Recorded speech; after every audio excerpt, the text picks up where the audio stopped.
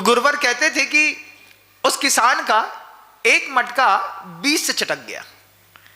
अब वो किसान जब खेत में जाए, नदी तक जाए, नदी में जाकर के वो दोनों मटके को पूरा भरता। पूरा भरने के बाद जब घर तक आता, घर तक आते आते आधा मटका जो है वो खाली हो जाता। आधा मटका खाली हो जाता तो मटका किसान से कहता है, जब हम कहानियां सुनाते हैं, जब हम कोई दृष्टांत देते हैं, उसमें सब बोलते हैं। नदी बोलती है, कौवा बोलता है, फल बोलता है, मटका बोलता है, झारी बोलती है, चिमटा बोलता है, क्योंकि कहानियां होती हैं। दृष्टांत से कुछ चीज समझ में आती है, दृष्टांत समझ में आता है, तो कहानियों में सब बोलते हैं, वैसे कोई नहीं बोलता, कहानी में बोलते हैं। तो वो मटका कहता है किसान से, आप क्यों मेरे को रखे हुए हो?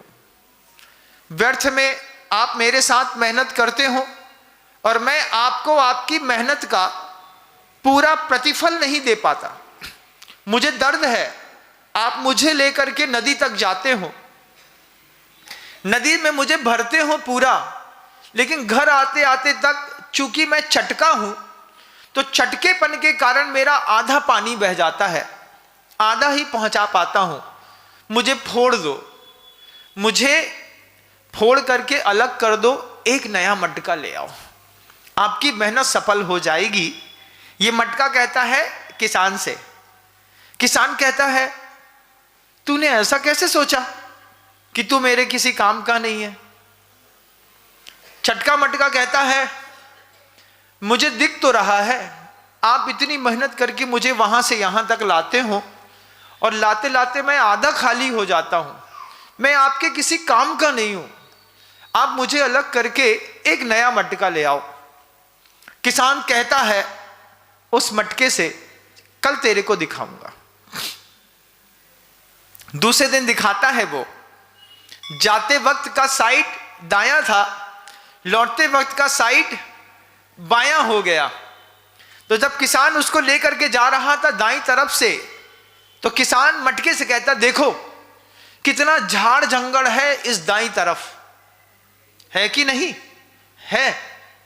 लौटते वक्त भर करके उस चटके मटके को किसान बाईं तरफ की पोजीशन दिखा करके कहता है, इस तरफ देखो, गेंदा है, गुलाब है, चंपा है, चमेली है, अगर है, सब कितना खिला हुआ है। ये जो खिला हुआ है ना, ये तुम्हारे कारण, क्योंकि तुम्हारे चटके पानी को इस तरफ पानी मिलता है पूरी रोड में, तो ये जितने भी गुलाब हैं ये सब खिल करके आसमान होते जा रहे हैं। उस चटके मटके को लगा कि अगर चटकी चीज भी सही हाथ में हो तो सही आदमी चटकी चीज से भी अच्छी चीज कर सकता है। हो सकता है कि नहीं? हो सकता है महाराज।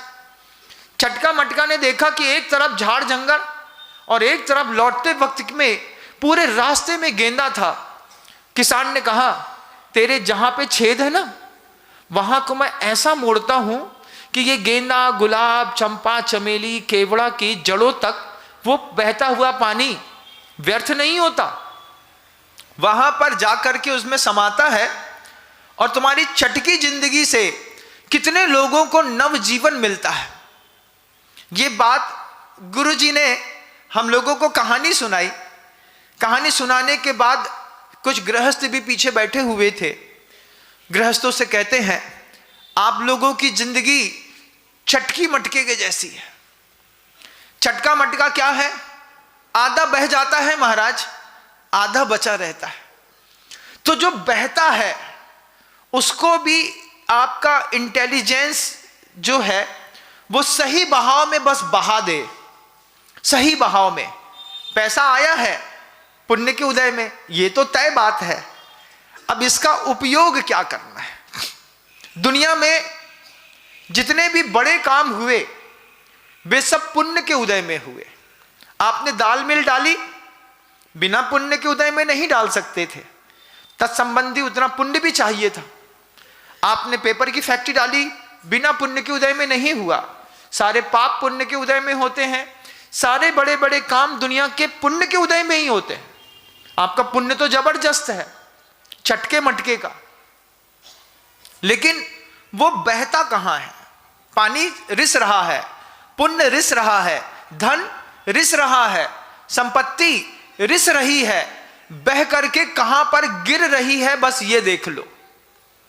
गृहस्थों से इस बात के संवाद को गुरुदेव ने कहा, तुम्हारा पैसा तुम्हारे हाथ में आकर के जाएगा, ये तो तय है, कहां जाएगा इसको तय करो। और जब वो तय करने की बात आई तो पीछे एक ऋषभ कुमार जी बैठे हुए थे, बीना बारक का संवाद है हम लोगों का, तो बोलते कहां जाना चाहिए।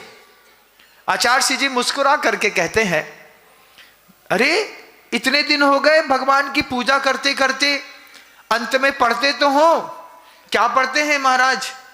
संपत्ति आई है, अपने आप से भी पूछिएगा आप, क्योंकि आपका इंटेलिजेंट इंटरेस्ट जिस तरफ होगा आप अपनी संपत्ति का बहाव भी उसी तरफ करेंगे।